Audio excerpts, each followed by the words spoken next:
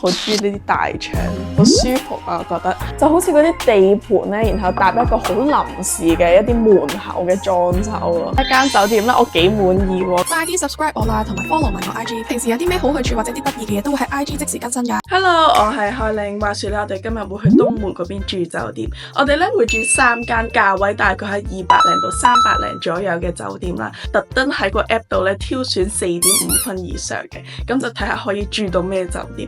之前試過喺東門咧揀咗一啲4.5評分以上啦，跟住咧價位係100零蚊左右咧，覺得我自己入咗去一間鬼屋咁樣。我唔明點解佢評分會咁高啦，因為咧入到去啦。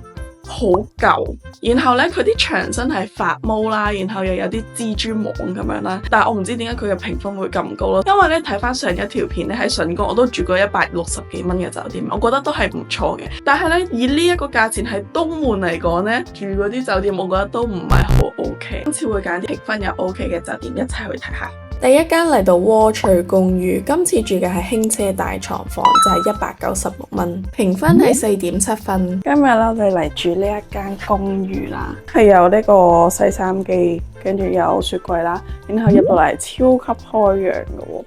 跟住咧，一入嚟右邊咧係洗手間，佢有乾濕分離嘅，跟住出嚟佢有一個台階。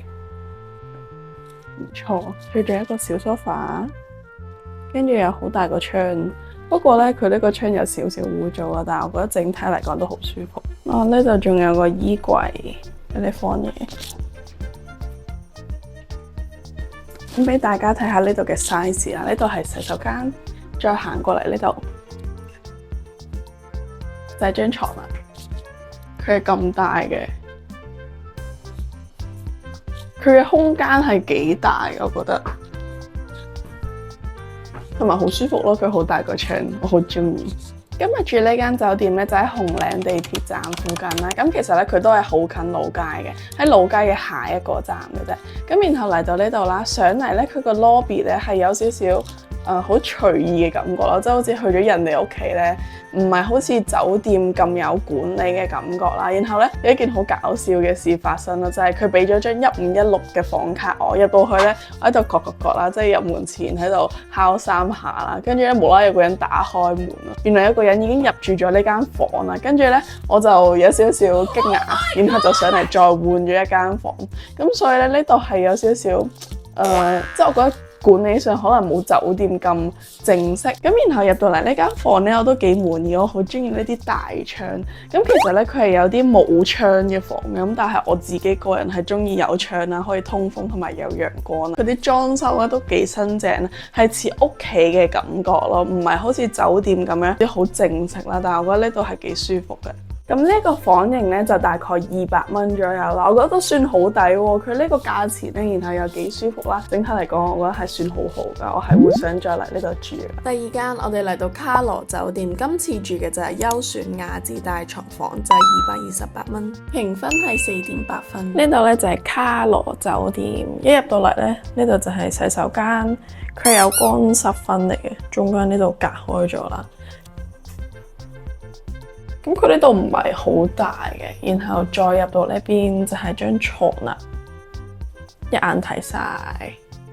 跟住拖鞋，佢呢個窗超級細個，跟住呢度有啲擺雜物啊、掛衫啊，個 pantry 喺呢度，跟住再呢度有個凳仔、台仔，有冇窗嘅呢度？我呢度都有個細窗，佢呢度有一個窗，呢度有一個窗，中間有埲牆。咁我哋由門口行入嚟啦，呢度就係廁所啦，然後再行入嚟呢度就係張床，佢就係咁大。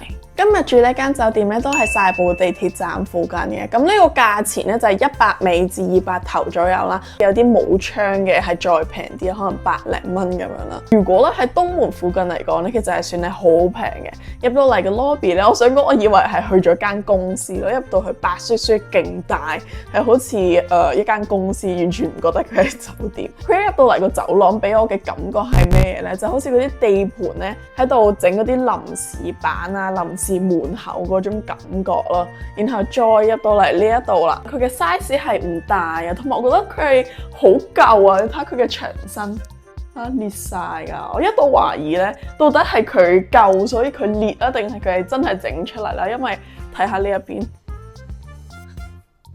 唔知影唔影到？佢咧嘅牆身都唔知係佢嘅設計嚟啊，定係佢係純粹嘅舊啊？不過我覺得係純粹嘅舊。咁同埋咧呢一間咧，我特登我為咗個窗我就 book 貴少少啦。咁個窗就喺呢度，見唔到啊？勁窄。然後中間咧佢係有一個牆啦，然後再呢一邊就係個窗。如果你想喺東門附近住咧，其實呢度咧算係好鬼平噶。不過當然啦，你呢個價錢你都唔 expect 有幾好噶啦。如果你對酒店嘅要求唔高啊，你又唔介意佢嘅牆身好舊啊，你當喺度住一晚咧，我覺得都係算可以接受嘅。第三間嚟到麻吉酒店，今次住玲瓏大床房，274蚊，評分4.8分。今日嚟到呢個麻吉酒店，一入到嚟大件。咁然後再入到嚟就係一個小衣架啦，跟住隔離左邊呢度咧就係廁所，佢有乾濕分離嘅，咁然後咧都幾精緻啊，佢呢個沖涼液嗰啲。好啦，咁然後再入去一個叫唔叫小 pantry， 佢係有啲嘢飲啊、咖啡咁樣啦。再入到嚟呢度就係大床啦，佢仲有呢個線去俾你嘅。都唔錯喎，幾精緻。俾大家睇一睇呢度嘅 size， 呢度就係廁所啦，入嚟係咁大嘅。咁然後再行過嚟咧就係張床噶啦。張床咧其實唔大㗎，佢呢度咧就係一個雙人床嘅 size。咁跟住咧隔離其實冇乜好多空位㗎。呢度咧，我覺得係有少少細㗎。今日嚟嘅呢一間酒店咧，我幾滿意喎。佢上到嚟嘅大堂咧係好四正啦，咁然後上到嚟咧，所有嘢都係我覺得好滿意嘅。佢燈線啦，我係覺得好足夠啦。你睇下，好光猛係咪？我係中意去一啲好光猛嘅地方啦。咁然後咧呢度係完全冇問題啦。跟住同埋我覺得係幾新淨嘅喎。不過咧有個缺點就係細咗少少，但係即係你住1晚2晚嗰啲，我覺得完全係 OK 㗎。好得意咯！佢呢個酒店咧 check 嘅時候送咗個飲品。咁呢間酒店嘅價錢咧就係200尾300頭啦。雖然唔係話好平，但係我覺得完全係可以接受嘅。佢係細咗少少，但係我覺得啲裝修咧係精緻啦、乾淨啦，同埋最緊要係夠光猛，係我會想再嚟住多次嘅酒店。終於嚟到最後一間啦！今次去如家酒店住嘅就係大床房，280蚊，評分4.8分。咁呢度咧就係如家酒店，到嚟咧呢度就係有張大床啦，同埋有張台。咁喺床呢邊咧，再行入去就係有廁所。入到嚟呢度，佢係有乾濕分離嘅。咁其實咧呢度係唔大嘅一張床，